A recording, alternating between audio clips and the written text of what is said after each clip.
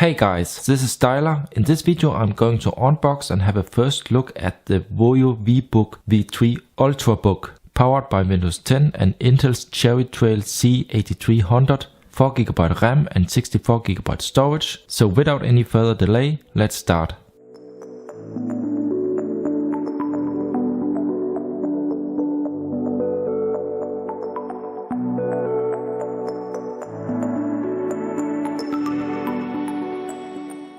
The VBook comes in a large white box with the typical VOYO design.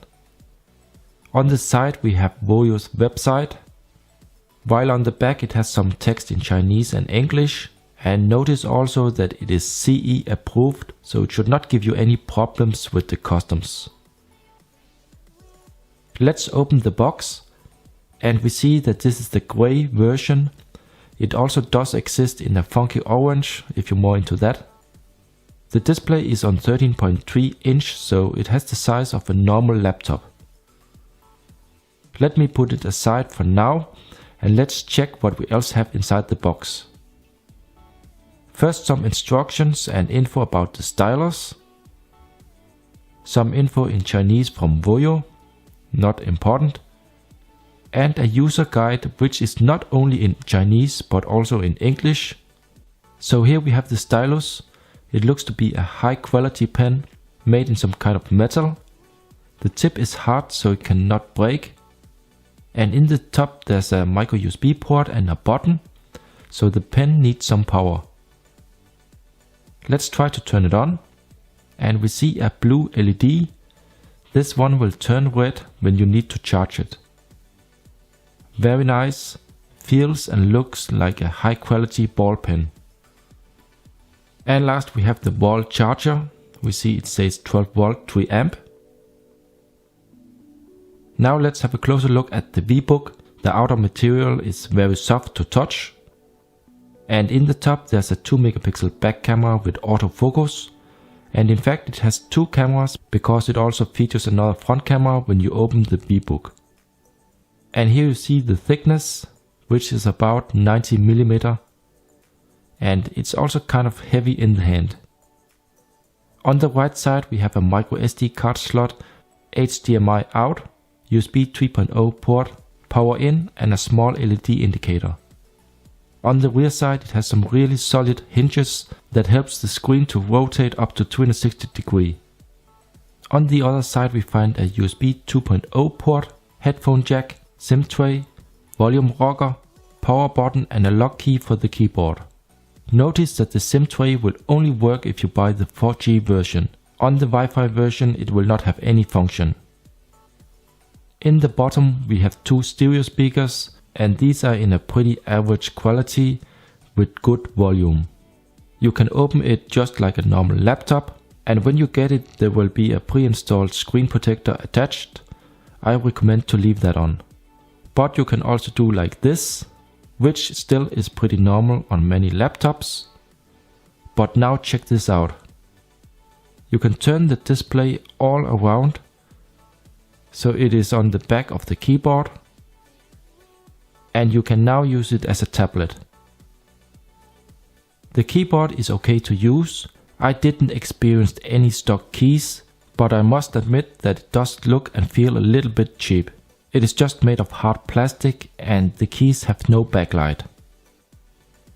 It also seems to have some kind of strong magnets built in, so it will not just open up by accident in your bag. You do have to use a little bit of force to open the display. So it comes with Windows 10 in English out of the box. I'm here now connected with my Logitech Bluetooth mouse, and the laptop is very fast and easy to use. You can of course also just use your fingers directly on the display and use the built-in touch if you're more into that. Another option is to use the powered stylus that was included in the box. That also works very good. But if you're going to use that as the main control, I recommend to leave the screen protector on. The stylus can also be used in, for example, Paint, and you can of course also just use the finger, but with the stylus it feels more natural. And it also still works okay while you rest your hand on the display. Let me demonstrate it here.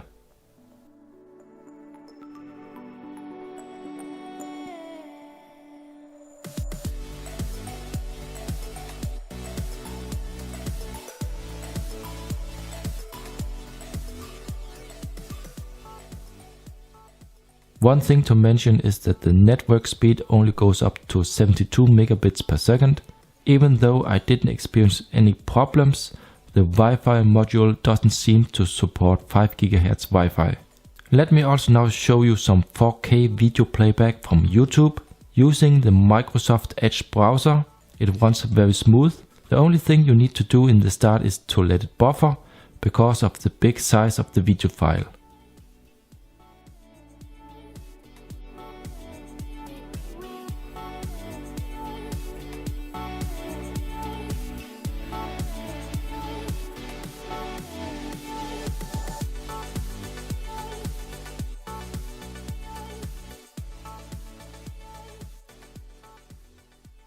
The sound from the built-in stereo speakers is what I would call good. Far from fantastic, but still good and loud enough for this type of product. So here a sound test.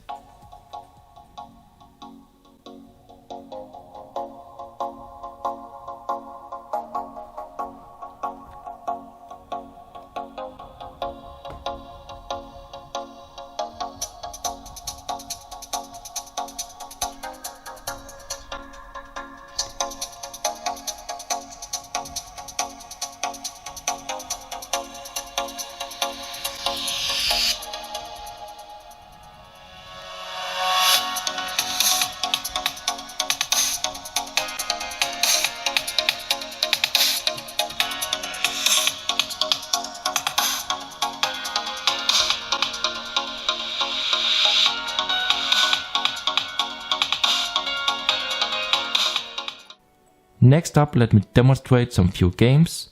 It is definitely not a gaming machine, but standard 3D games run okay in my opinion.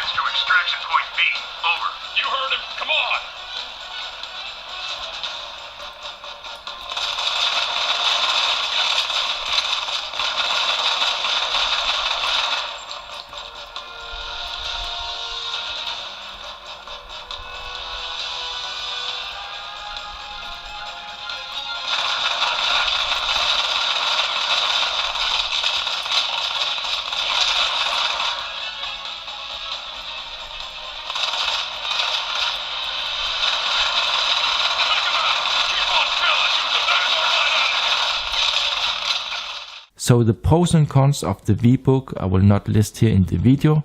For these, please have a look below in the video description.